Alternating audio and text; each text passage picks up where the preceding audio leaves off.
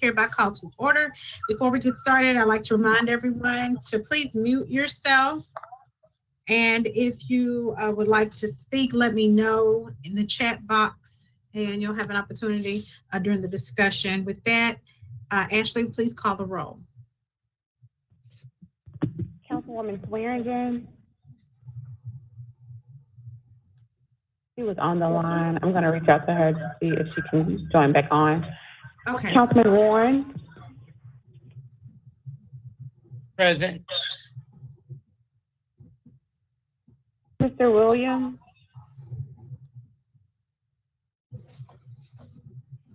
Present.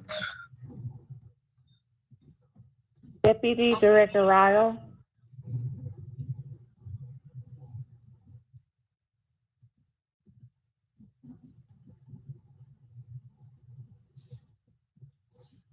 Deputy Director Ryle. I'm so sorry, I'm here. Thank you. You're welcome. Ms. Rowe. Present. Mr. Ragland. Mr. Ragland is present. He texts, but he's having technical difficulties. He can hear us, but he's not able to join us by video. Okay. Dr. Fisher.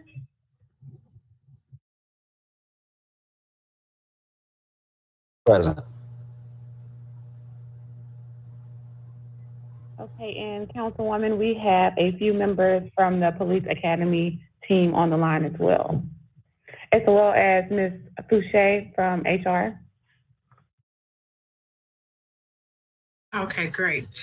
All right, thank you. I'd like to welcome everyone to the Public Safety Task Force meeting. This is our third Public Safety Task Force meeting, and at this meeting, we'll be discussing training practices, as well as to present to you all the recommendation that I've received so far from all of the committee members. As a reminder, I just wanted to put out there that this committee is tasked with providing recommendations to the divisions of police and fire for implementation of best practices for recruiting, hiring, training, and retaining public safety officers. As you know, we had the vote, and this one of the items will not be on the referendum concerning residency. So the scope of our committee has expanded, and we'll be discussing that shortly. But as for now, to start our discussion in line with training as the topic, I've asked Deputy Director Ryle and the Police Academy team to start with their presentation concerning training. And with that, the floor is yours, Director Ryle, or whoever's presenting. So good morning, everybody. We have our training commanders to present. They have a PowerPoint, which I think they've submitted, so if we could get that up. But we have Lieutenant Colonel Dennis McNeil and Major Sharon Cunningham, and they want to talk about our training methods and also share with the group about our peace officers standards and training through POST, which is kind of the big umbrella that oversees training throughout the state of Tennessee for law enforcement. So with that, I'll bring Lieutenant Colonel McNeil and Major Cunningham to the floor and let them present their PowerPoint to you.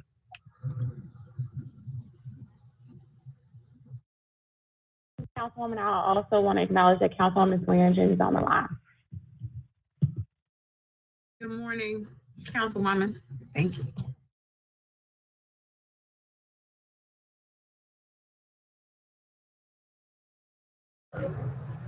Okay, good morning. If you give us just a moment, we would like to share our screen. Go right ahead. Okay, are you able to see the screen? No, ma'am.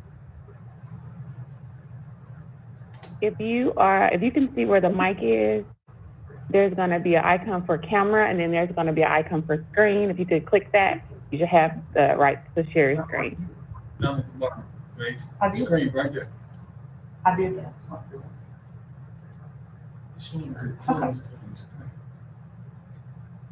Okay, the screen right there. Okay, are you able to see it now? Yes, ma'am. Okay, great. Thank you.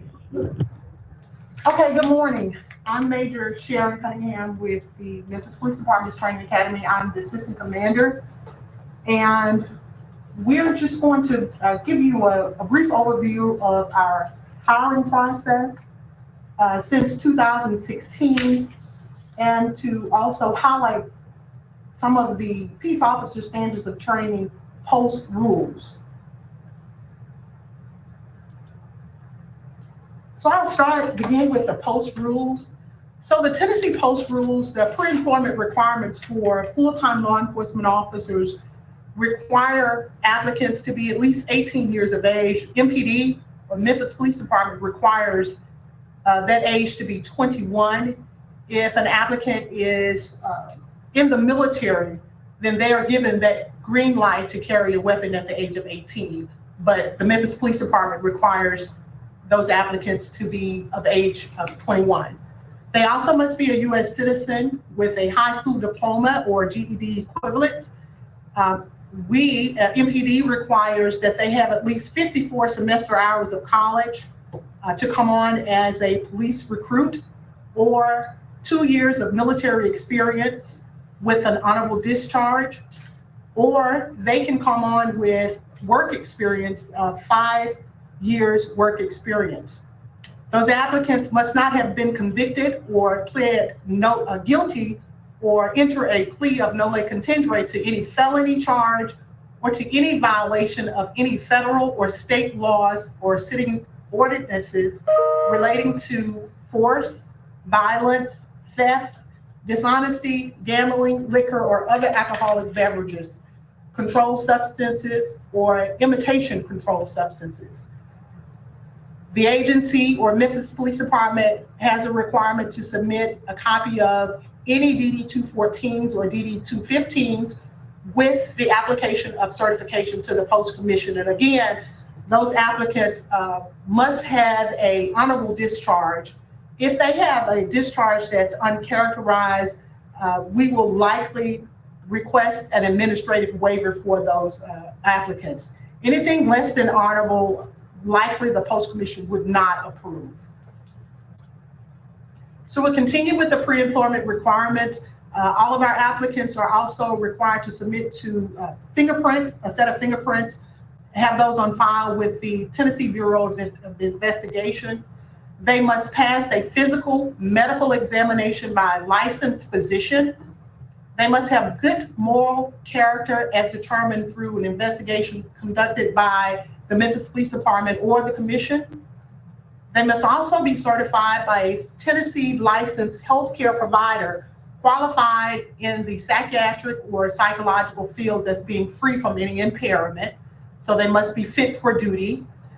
They must not have been previously decertified as a law enforcement officer by the Post Commission, and they must not have previously voluntarily surrendered their certification as a law enforcement officer from any agency. So that was just a brief overview of the Post rules as it stands for pre-employment requirements. Here I've listed a detailed list of our current academy staff. At the top, starting with our commander, Lieutenant Colonel Dennis McNeil, and the remaining staff. It lists the officers' names. It lists any continued education that those officers may have received as far as their degrees or college education. We do have officers that are currently enrolled or completing continued education courses at different colleges. But thus far, this is what we have for our staff. We were also asked to provide information regarding our basic recruit course curriculum and the number of hours. Currently, we offer 900 or require 960 hours for our recruits to complete the basic recruit training course. We previously required 920 hours, but just recently the director wanted the recruits to receive an additional 40 hours of training in the areas of cultural sensitivity, cultural diversity, cultural awareness. But I'm going to go over just some of the main topics that the Post Commission require and the number of hours or standard hours that Post require versus the number of hours that the police department require our recruits to have. So with that being said, I'm not going to go over all of the details that are listed under each topic, but if you have questions, I will be happy to go over them. But under the main course titles, we have firearms training. The Post Commission requires 48 hours of training for basic recruits in their curriculum. We offer our recruits 208 hours of firearms training in these particular areas. Also, we're required to have the recruits learn skills in patrol procedures. The Post Commission require 120 hours. We, as an academy, offer 149 hours, and those courses are listed here on what those courses under patrol procedures make up.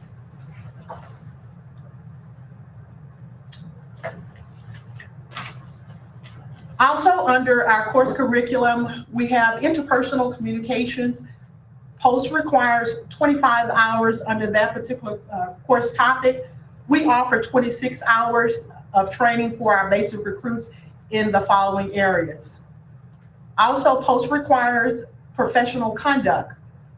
They require that we have 3 hours of professional conduct on the course curriculum requirement, but the police department offers 11 hours of training in this particular area.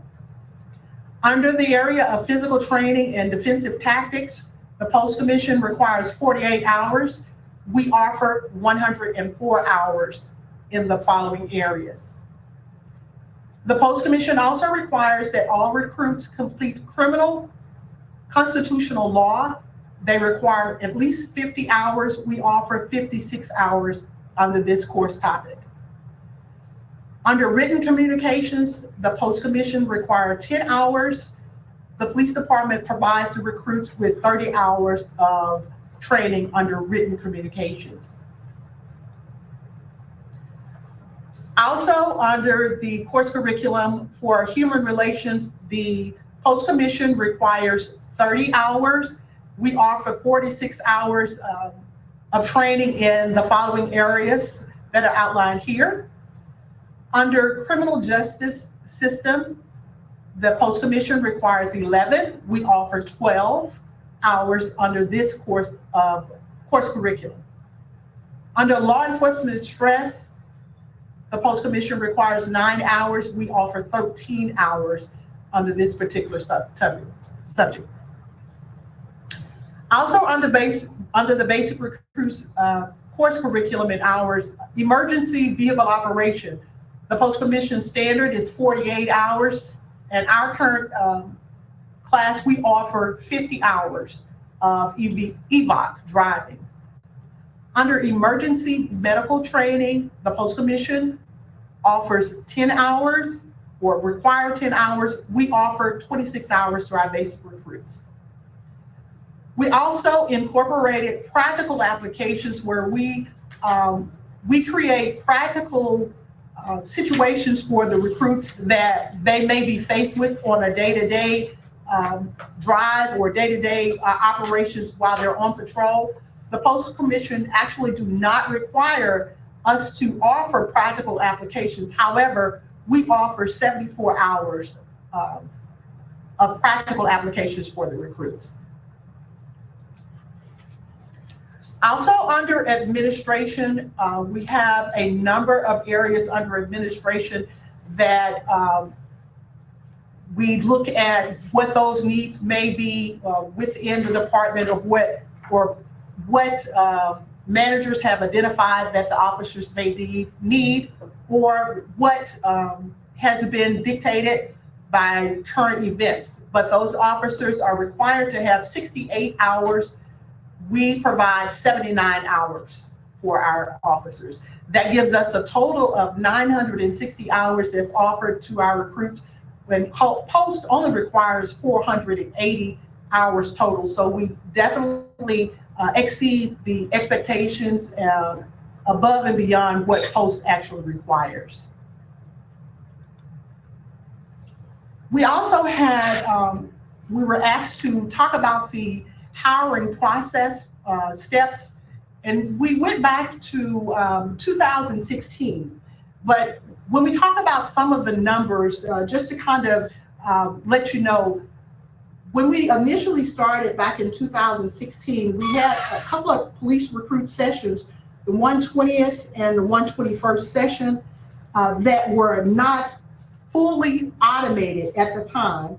At the time, we were using a system called NeoGov, and the system had some flaws where applications sometimes were duplicated, or we had applicants that were allowed to put in the application within the same process. So it kind of duplicated some of those numbers. So the application numbers, and I call them touch points with applications, were somewhat high, and they may be somewhat inflated just a little bit because of those duplications. But since 2016, we've had over 14,000 applications. And of that 14,000, we had over 7,000 of those applicants, or almost, I would say over 7,000 of those applicants that did not turn in or self-schedule for the battery of tests. And that's what that acronym is for, is the battery of tests. That is the 1.5 mile run. The recruits that come in, the applicants will come in and do the 1.5 mile run. They'll do a written exam, and they'll do a physical agility test. So those applicants are able to self-schedule for that test. Of that 14,000 applicants, only a little over 6,500 of those continued on in the process and actually scheduled for the BAT test, or 47%. Of the individuals that completed or continued in the BAT test, 55% of them actually showed up for BAT testing, and that was about 3,800, a little over 3,800. Of that number that participated in the BAT, over 1,000 of those applicants failed to successfully continue in the BAT process or pass or move forward. That was 69%. That left a little over 2,000 applicants that moved on to the background investigation phase. But before we got to that phase, we had about 189 or 7% of those applicants that actually withdrew from the process. And then we went to also within this process, we had applicants, what we call were DNQ requirements, or where there was a failure to complete. And what I mean by that, they did not meet the minimum requirements for police recruit as specified in our guidelines. And that is, they must be 18 years of age. They must have the college requirements. They must also submit information as required for supporting documentations like the birth certificate, their high school diploma, and those other requirements that are part of the pre-employment requirements per the post commission. So 435 of them, or 16%, did not complete the requirements as required. And then we have, of that number, we had 708 of those applicants fail backgrounds or the director's review. The director's review, and we try to incorporate those individuals that actually had arrests or had infractions or minor infractions on their records. The director actually wanted to sit down with each individual personally to go over information and allow them to explain what may have happened.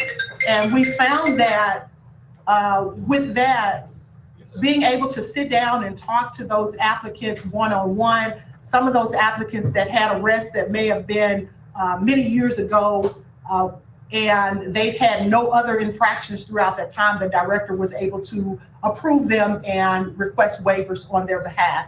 So that was 26%, however, of those individuals that failed the backgrounds or the director's review.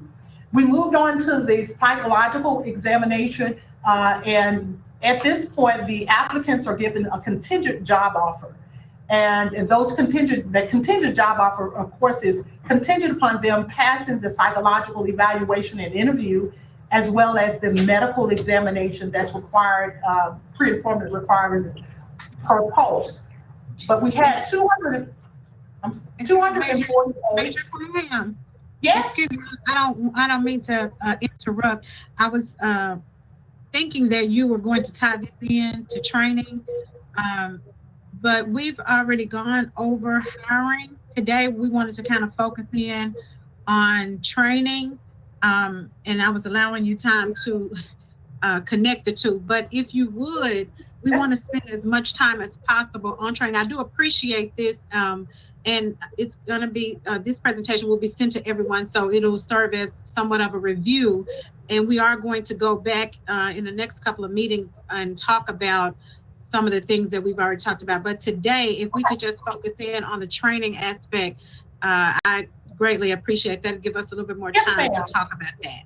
okay, I apologize. Well, I was giving No you problem. the task that we were going over the hiring process steps, but that's fine. So I'll just kind of glide through here. As far as training is concerned, I'll just kind of go over, these are our class sessions, and I know we're kind of pushed for time. I won't go over all of them. We're currently in our 133rd session. We have a class that's in session now that started August 3rd, and they're scheduled to graduate on January 14th. With regard to with training, I'll go back to the course curriculum if that would be beneficial.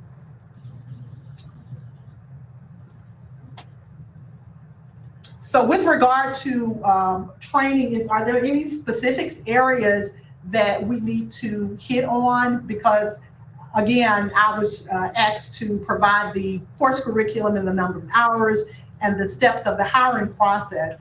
Are there any other areas that we can discuss?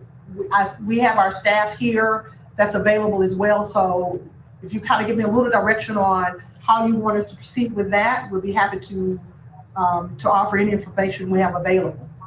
Okay, great. I have a few people in the queue, and I'm going to allow them the opportunity to ask questions because we want to have as much time to talk about the questions that are on the table. Also, during one of the presentations, you all gave somewhat of a descriptive of each course, and I think that would be beneficial to those that are on the committee. Because we're going to take the information that you're presenting today, and everyone will go home and review it, and in the context of your presentation, prepare recommendations, questions, or items for discussion at our next meeting. So I'm going to address the questions, and if you all could forward that presentation where it gives a description of each course, that would be greatly appreciated. The first person in the queue is Dr. Warren. And I'm going to allow Dr. Warren to ask. You have the floor, Dr. Warren. Thank you, Madam Chair. I just was wondering, it seemed like the post rules were sort of condensed in with Memphis Police Department policy in those first two slides. And what I would like to try to see is there anything that is definitively only state requirements in the first two slides and then MPD requirements?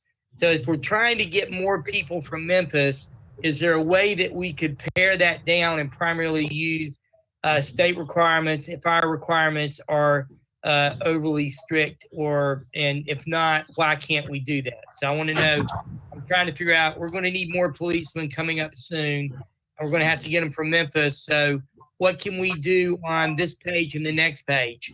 That so like right here, I assume that the not been convicted, all of these things are part of the post or state requirement. Is that correct? That is correct. And these are basically, thank you for your question. These are the basic pre-employment requirements. These are not requirements that are set forth by the Memphis Police Department. These are guidelines that are set forth by the Tennessee Post Commission in order for officers to become full-time law enforcement officers in the state of Tennessee.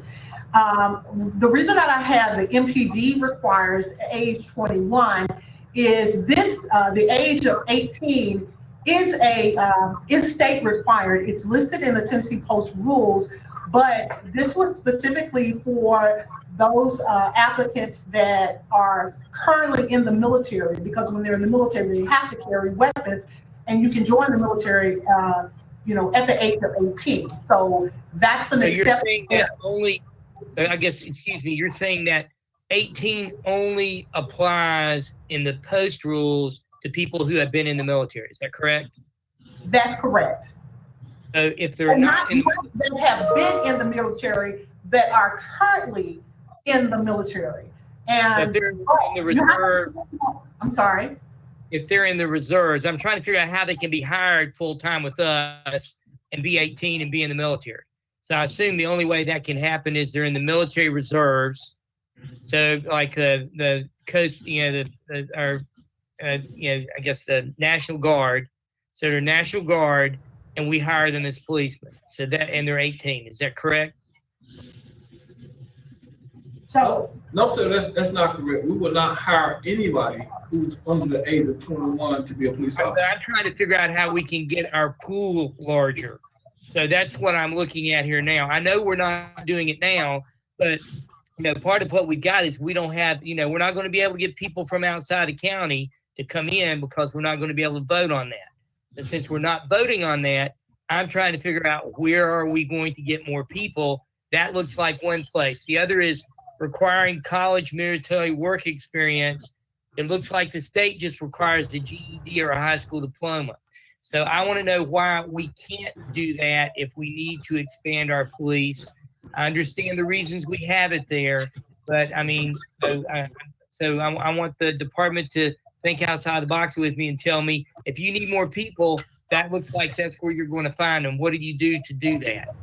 So This is Chief Smith here. So let me interject a little bit. So one of the things that we are going to be doing is taking a review of our process. And we're going to be bringing some consultants in to do a statistic review and validation around our process to ensure that we have the right requirements for the policing for our department. I think we do want to be careful. We know from previous history that when we look at lowering our requirements, so for example, in 2009, when we removed the college requirement, yes, we were able to hire more individuals into the police department, but then our graduation rate dropped significantly to 50% graduating from the academy. From being closer to a 70, 80% graduation rate. So we have seen that having that the age requirement, having the extra college requirement has enabled us to ensure that people can complete the law classes and have the maturity needed to be able to operate properly as a police officer, which is really critical and important. And of course, you can understand during these times why that's very important. And so we are going to be having some experts come in and take a look at this to give us some advice here. So I would ask you to allow us to go through that process and to be able to come back to you. But there are some key reasons why we have put these things in place. I understand why we did it, but we're in a different situation now. So my question is, if we've got 1,500 people in our class and a 50% graduation rate, we have 750 police officers. And if we have 700 people in our class and an 80% graduation rate, we're at 500 police officers or whatever. So the bottom line is having a higher graduation rate should not necessarily be our goal as getting more police officers is what we need. So I understand why we did what we did. It makes good sense when you have enough applicants, but if you've got to be able to get people to do the job, it may mean that, we're going to have more on-the-job training and supervision for people who are younger if we bring them in. So that's the only place I see you're going to get people, that and people who don't have college degrees. I don't know where you're going to get them in the pool otherwise. So let's see what your consultant says. I'm more than willing to wait on that. But I think that's the only wiggle room you got. So Dr. Warren, I also want to But let me also stress you, I mean, that's why our PST and Blue Path programs are so critical and important, right? So this idea of being able to create this opportunity for that grooming and development for individuals to be able to be proficient, to be able to go to the academy is really important. So those programs are absolutely essential. Also, that's why we added in that 5-year.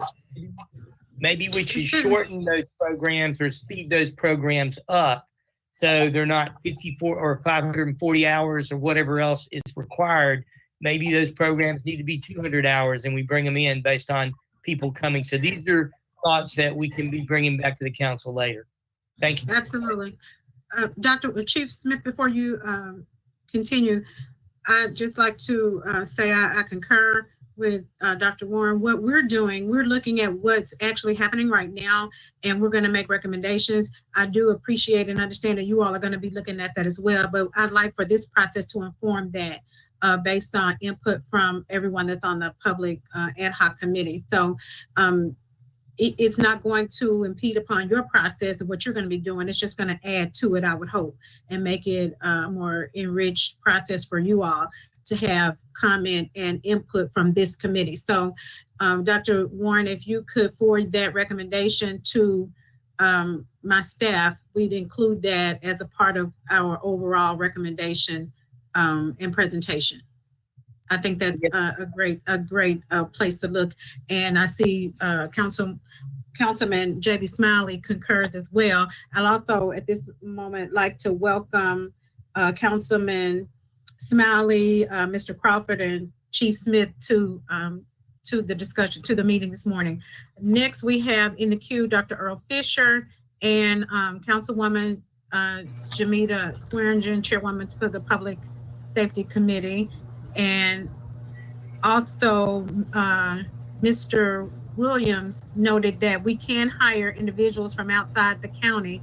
They just have to move into the county within 6 months. So we want to make sure that we keep that in the forefront of our minds as well. Dr. Fisher, you wanted to make comment as well. Yeah. You have the floor. Thank you, Madam Chairwoman. I have a couple of questions. I'm not sure if this is going to be directed best at Major Cunningham, or maybe Chief Smith can shed some light on some of this. So one, can we get a breakdown, not right now, but in some written form of the years of the officers in terms of like the pool of applicants and how that went through by year? I see that we have it all grouped together from 2016 to the current class, but I'm curious if, or I would be inclined to believe that if we could get some specifics on what year, if we get the breakdown by year, then we could possibly see some trends that we may be able to respond to in some ways. And also for those that didn't meet the requirements after they had made it through the initial application process and got to a certain place, can somebody say what a common theme was? Was it the age thing, as was been discussed just a second ago? Was it, you know, the educational piece? Was that the hiccup, or was there some other obstacle that kept coming up over and over again? Because if so, we could probably try to remedy that. I have some more questions about the curriculum, but I'd like somebody to address those for right now, if possible. Chief Smith, are you able to address that, or Dr. Ryan?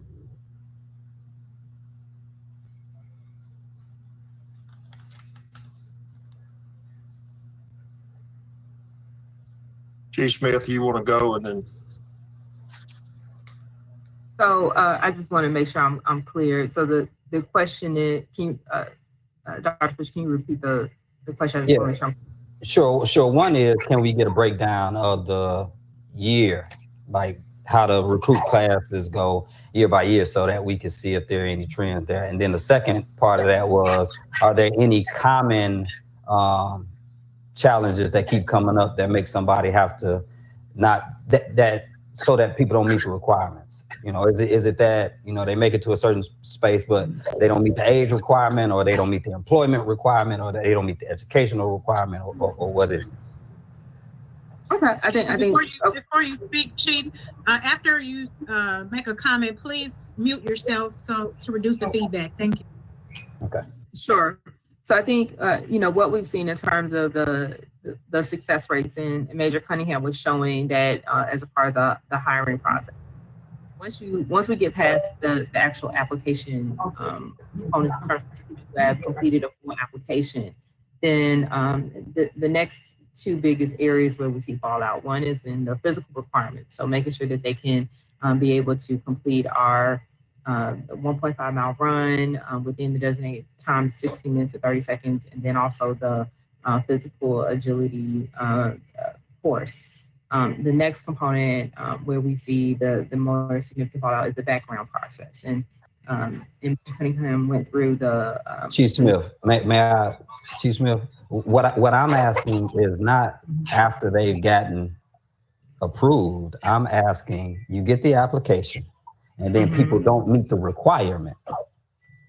So, and I'm asking, of those who don't meet the requirements, can you see which one maybe? So Dr. Warren is asking about the age requirement, maybe even some about some experience. And so I'm trying to see if, one of these are more prevalent than the other. So if we have 1,000 applicants and only 500 people qualify, of the 500 that didn't qualify, were 400 of them 19 years old and just didn't qualify? That's the question I'm asking.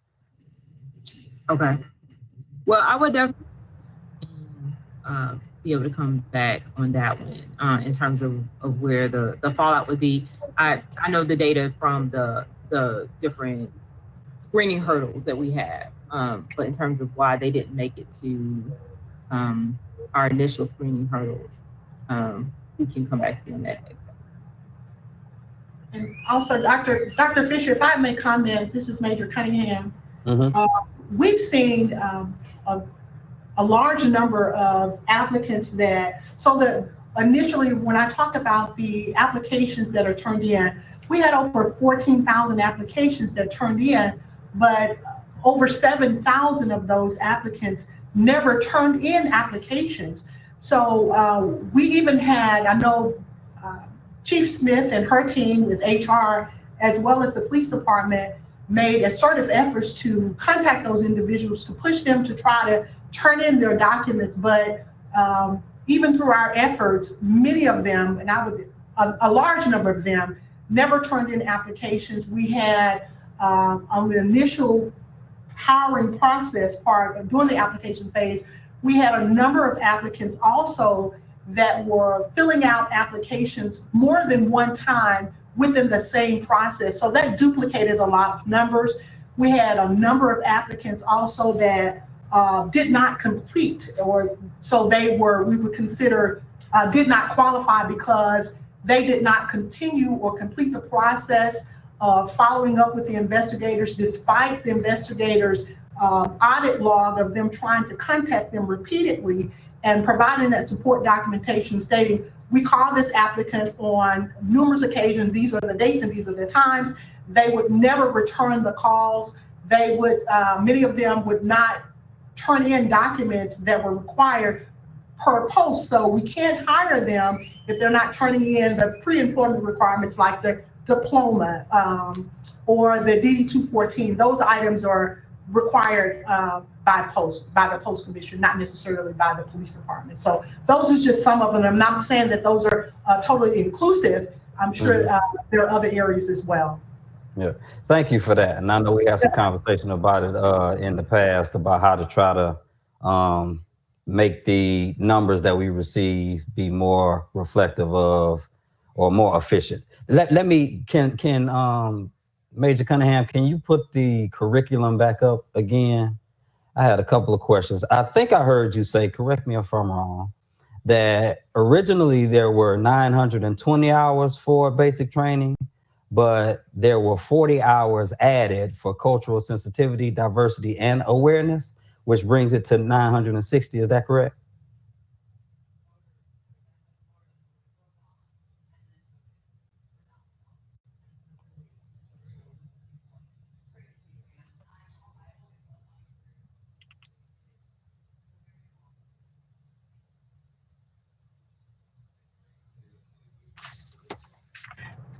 I apologize. We're having some technical difficulties here, but let me pull the screen up again.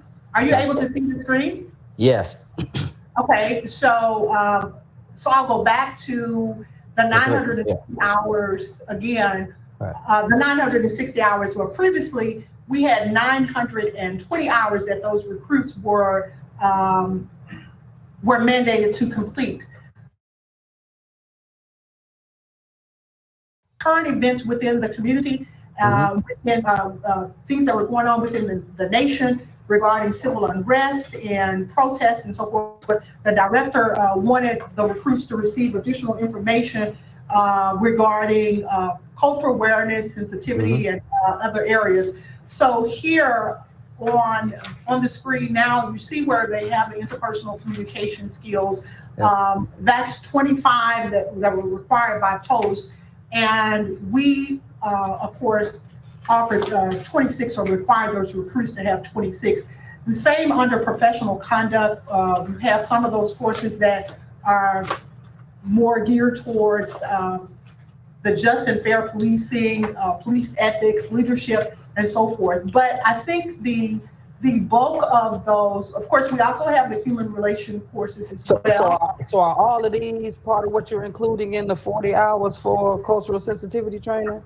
So not all of them, but some of them, like I know we did the cultural awareness and cultural diversity. And I don't have it. Oh, I do have it here. So the cultural awareness and cultural diversity, those were the hours that were included with this past class that just recently graduated. And those courses were included. But where a bulk of the hours are, and what we try to do is offer practical situations for these applicants in this area. So we try to culminate everything that they've learned from the beginning of the class and culminate those into practical applications.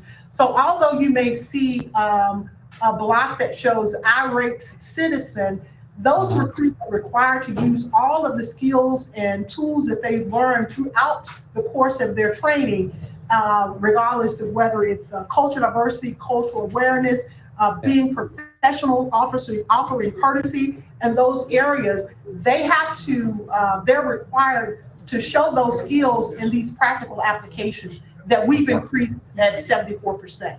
Okay, thank you. That's helpful. But 74 hours. Yeah. Sorry about that. Right, I got it. I don't want to take up too much more time, but I have a couple more questions that I think are important, at least to me right now. So prior to the 40 hours being added, and when were the 40 hours added? Do you know? I'm sorry, say it again, sir. So you said it was 920 hours at some point, then it became 960 hours. So when did it become 960 hours? So we just recently did that with a class that graduated, the 132nd class that graduated. Okay. Great. So July 23rd, correct. Okay. And so prior to that class, was there no 40 hours of cultural sensitivity training? Is that what you're saying? No, sir. There was. We did have those cultural sensitivity classes. We also had those courses that were outlined under interpersonal skills or interpersonal communications and human relations. Those courses were still incorporated, but these were additional hours on top of that the director wanted those individuals and those recruits to receive. Okay, great. That's helpful.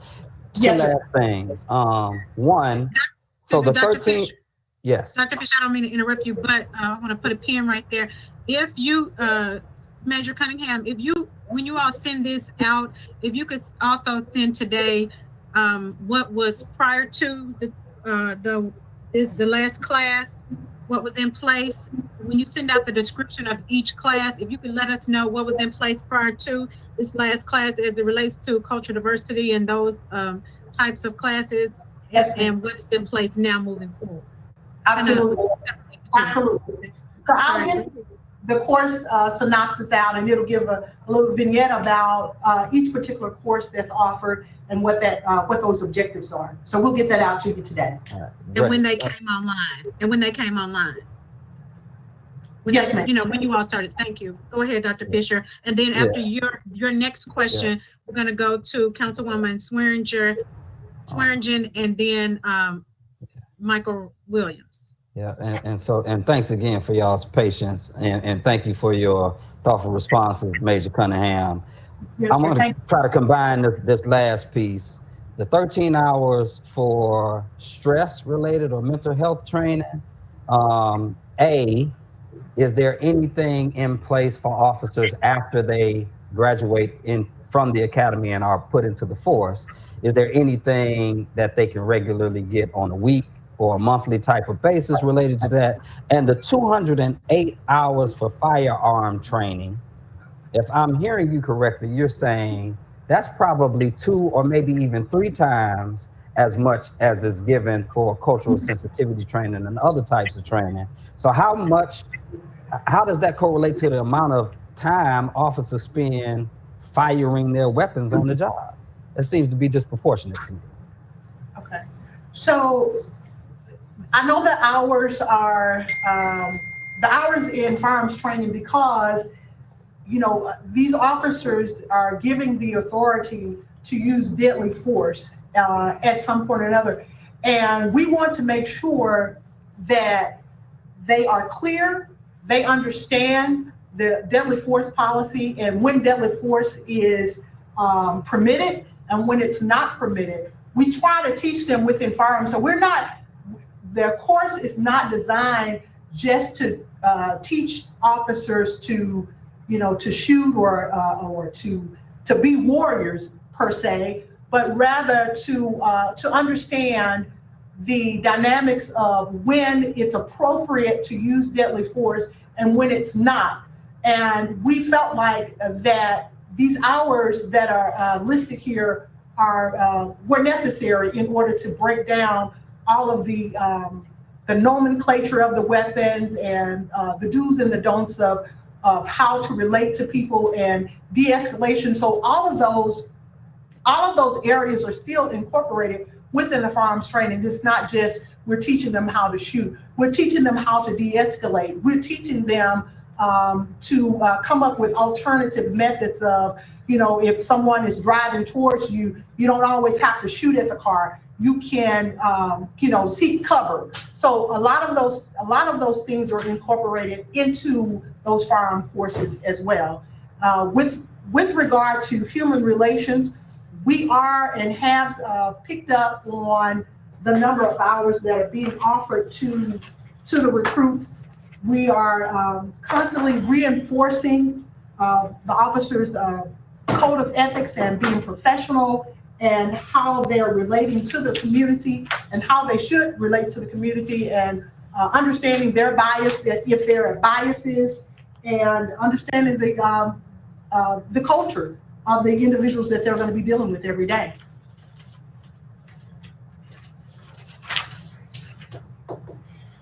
Thank you very much. I appreciate it. Yes, sir. Thank you, Dr. Fisher. Okay, thank you, Dr. Fisher, for those questions. The next, Councilwoman Swearingen. Thank you very Councilwoman. I know today we're geared towards specifically training, but I would like to piggyback on Dr. Fisher. I like to put an asterisk by the previous one, the DNQ requirements, failure to complete. I noticed that number was awfully high, and they have shared that some didn't meet the age requirements, the educational requirements, the work requirements, didn't complete the applications. But there's some other items where people just totally have a lack of understanding. I was wondering, is there any assistance that's available to assist them in their efforts? Because that prohibits them from the opportunity to proceed into the training process. And that seems to be a glitch in them being able to get onto the course. So this is Chief Smith to answer that question. So we have put together a public safety recruiting team purpose for candidate engagement. So we actually do reach out to candidates and explain to them the requirements, the documentation that's needed, and to provide that additional level of support to help them with that understanding. And for that exact reason, because we know it is a lot of information and it is very confusing to the outsider. And when we initially started this work in 2016, and we reviewed the process, it was clear to us that that was something that we had to work on. There's a lot of candidate engagement and hand-holding and working with candidates in a very direct way. And so we built a team to do it. That's done initially, but is there anything being done during? Is there any available assistance during and, prior to them submitting it? Yes. So we have support for candidates initially and throughout the entire process until they are hired, and even once they are in the academy, there's support for them. And Major Cunningham and Lieutenant Colonel Neal can talk about the support for recruits once they are in the academy, and we have support for them as well. And our goal here is to see people be successful, and we want to do that.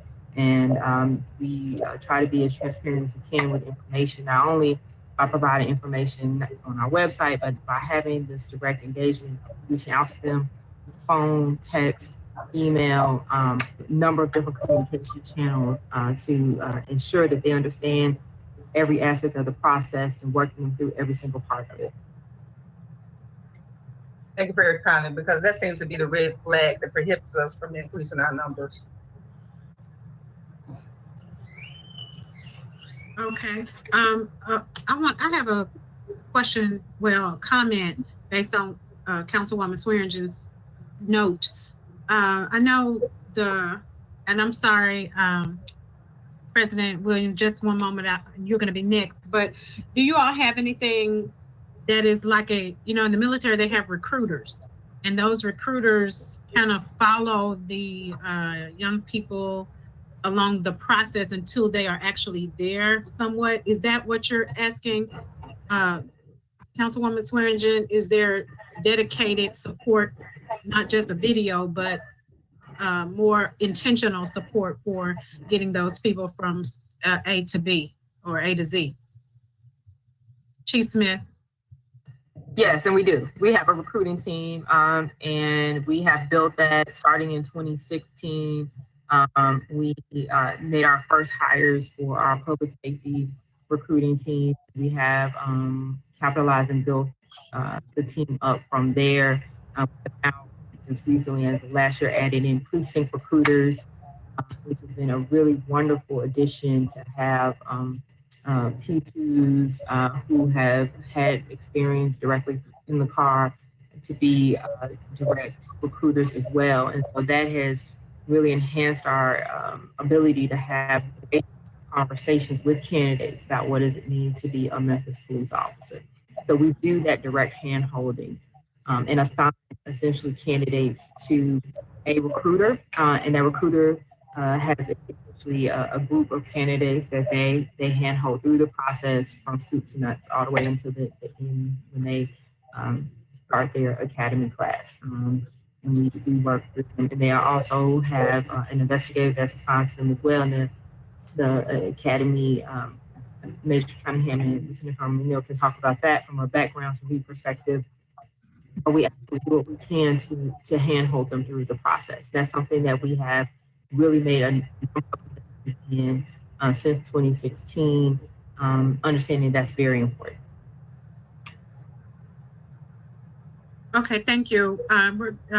President Michael Williams, President of the Police Association, you have the floor. And after that, we're going to go to Director Riles for a quick comment. Yes, I just wanted to make a couple of comments in that someone that has been through the application process, there's a reason why a lot of these things are in place. They're used to weed individuals out that cannot function or because when you're out there in the car as a police officer, you have to make quick decisions. You have to write reports. You have to be a lawyer. You have to be a doctor. You have to be a counselor. You have to be a parent. You have to be a paramedic on the scene. So a lot of these requirements are in place to be able to weed individuals out that cannot function on their own. And even when you talk about the application process, there's a thick application that you have to fill out.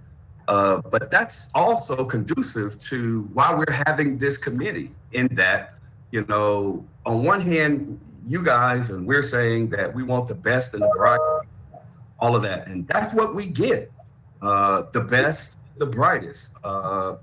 It's evident by all of the curriculum that the Memphis Police Department training goes above and beyond all stated required training that's been briefed by the Memphis Police Department Training Academy.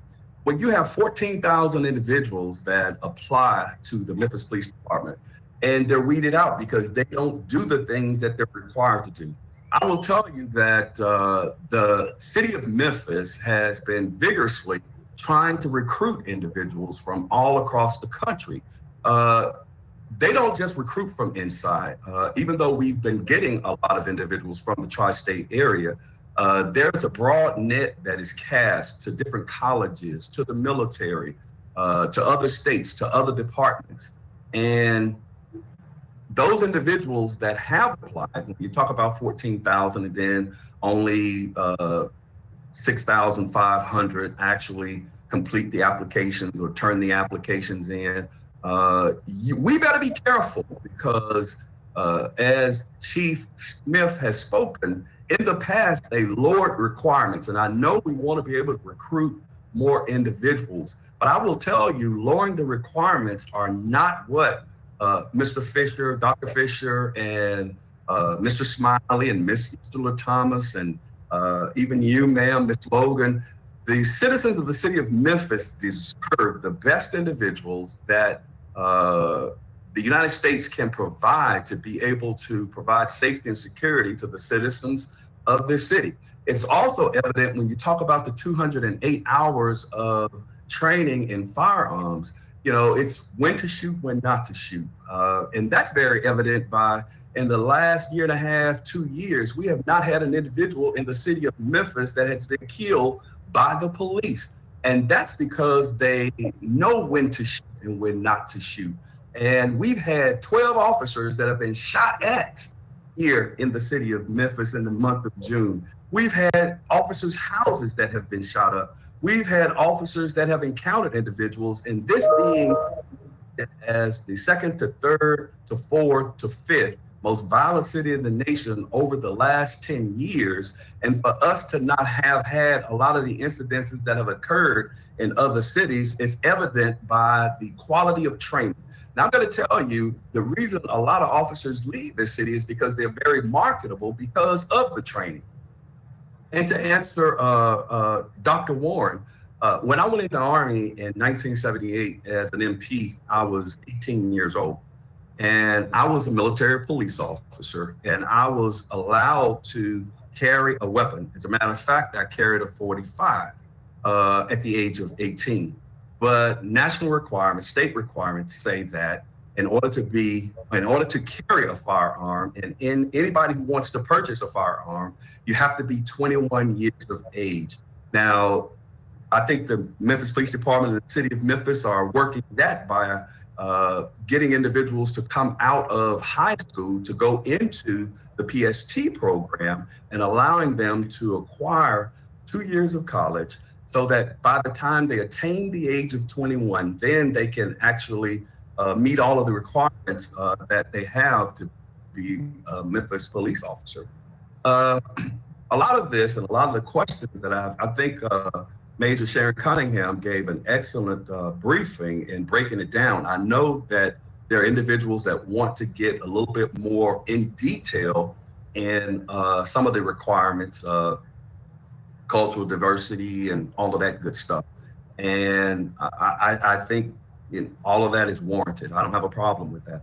But I do caution you on cutting back on some of the requirements, because then you're going to see when they dropped it to a high school diploma, and we got a lot of individuals that came onto the department. We had individuals that couldn't write. We had individuals that were involved in gang activity. We had individuals that had not been through some of the steps because we were lowering so many requirements that it placed liability on the city. And we had, believe it or not, additional shootings at that particular time. And after A lot of those individuals were weeded out. That's when the number of shootings, as opposed from officers to citizens of this city, a lot of that dropped, and a lot of the disciplinary measures that had to be taken, individuals were not ready to be police officers, and they had not let go of some of the other things that they were involved in. So I get it. We're trying to recruit more individuals, but as you saw, there was a pool of 14,000. I know Dr. Fisher wants it broken down by year, and that's adequate as well. But I, as a 21-year veteran, as an individual that has been in uniform for 42 years, I caution you on trying to cut back on the requirements too much. Thank you. Thank you, President Williams. And I think all of us on here want to make sure we have the best and the brightest, that we have a well-compensated, well-trained, and well-staffed public safety department, fire and police. We're just looking at options. We're looking at what we're doing because we all represent Memphis, and we want the best for Memphis and all the citizens. So as we move through this process, we're going to be thinking out of the box. We're going to turn over every stone. And it's not to say that we're not doing a good job, but we know we always have room in every department to do better, even as council. So we want to just work together to see what options we can look at and how we can better do what we're doing. There may be something, sometimes when someone outside of your department looks at it, there are some things that you're not looking at because you do it every day. So that's basically what we're doing, and we want the community involved and their perspective. So with that, I just wanted to note Dr. Fisher made a point that he wanted to be clear that he's just asking to see where the pitfalls are. He's not asking to dilute or to lower the standard. So we just want to make sure that we look at those options as well, because this is a national crisis, not just in Memphis. And, some of it is tied to the education of students and the pool that you have. So that may be something that we need to look at. You said they can't read. Well, that's a national crisis as well. So, these are things that we have to look at to see how we can help even with that. If like Dr. Warren said, if we open up the pool and we're finding that they can't read, well, if that's a national crisis and that's tied to education, what can we do legislatively, or what can we recommend that could potentially help with that? So we just want to make sure we're looking at all the aspects. And I think the next person in the queue is Director Ryle. Thank you, Councilwoman Logan. I'll be 30 seconds, I promise, because I know this is very robust. It's a great meeting, and we do want to have the best in blue. I just want to say thank you to Major Cunningham and Lieutenant Colonel McNeil for the presentation, for the hard work that they do day in, day out with their team. Chief Smith is the same with City HR. In 2016, we all piled into a think tank of how we can better recruit and how we can bring in the best and the brightest. And are we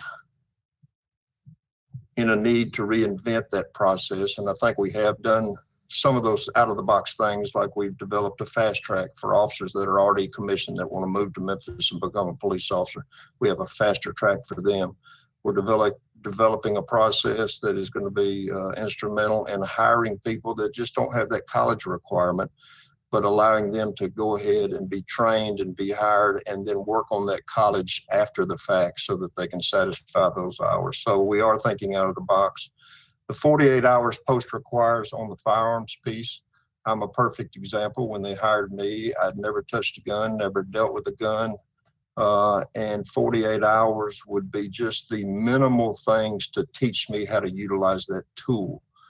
That extra training, that 208 hours, taught me how to de-escalate, like Major Cunningham just so eloquently revealed. It's a whole concept. You have a tool called a gun, but that is a last resort. Let's teach you how to de-escalate. Let's teach you how to utilize proper technique far above just knowing how to use the tool. So extra training doesn't necessarily mean that we just learn to shoot better. It means that we learn how to be a better person to not use the tool. And I think that we are developing strong methods and measures, and we definitely want to continue to work to make a better process for our city, but to get a better pool of good candidates that we can hire within our city. So thank you for the opportunity, and I'll yield back. Thank you, Director Rao. I wanted to acknowledge Mr. Crawford is in the queue, noted that in light of the presenter being prepared for a review of hiring, will the next session feature an in-depth view at the training process? I am particularly interested in de-escalation tactics and what is being called cultural sensitivity. Mr. Crawford, did you want to speak to that, or were you just asking those questions? No, those are the questions I have. Thanks. Okay. What I want to do is You muted yourself. Councilwoman. Muted yourself. Sorry, thank you. We want to make sure I want to make sure we have ample time to discuss all of these areas at length and in detail. So I don't want to rush through this. We're not just a placeholder on this committee. We're actually taking the time to look at these things as a body and to come together with recommendations that will move us forward in these areas that we can present to council and potentially have legislation on that, whether it's local, whether it's state, because we want to see this process change and move forward for the better. So with that, I want to add 2 more sessions, 2 in September and 2 in October, so that we can really discuss. Now, I also wanted to have administration present so that our discussion will be informed. We just didn't want to discuss based off hearsay, the news, feelings, but actually what's being done. Sometimes we may think something, but until they're presenting us their information, what's actually happening, we don't know for sure. But now that we know what's actually being done, we can have an informed and intelligent discussion around what's going on. So at our next meeting, I'd like to continue the discussion around hiring and, what we've talked about up to this point, and we'll go into the recommendations. That'll give us longer time to talk about it and to put things in place. And after this meeting, we're going to receive the information from the academy on the descriptions of the courses, and you'll have time to review those before our next meeting. You can put your questions, your recommendations, look at all that's being taught and what your reply is or what your recommendation is. And then when we come back, we can discuss the recommendations at length as it relates to recruiting, hiring, and training up to this point. And then the following meeting will go to retention or retaining. If that works for everyone, does everybody kind of understand what we're doing and how we're moving? Since we have an expanded role now, we also have been given by the council recommendation to discuss the resolution that was presented in terms of increasing the complement to 2,800 officers and presenting a plan that you should have received a copy of that. We're going to discuss that at the next meeting as well. So I'm asking everyone if you would take some time between now and our next meeting and listen to the previous meetings, jot down your responses and your questions, your recommendations, forward those to Ashley, and we'll send them out to everyone for you all to read. So at our next meeting, we'll be informed and we'll be prepared for the discussion and what we want to present as a body to council at that time. And that way we'll be able to best utilize this hour that we're on board.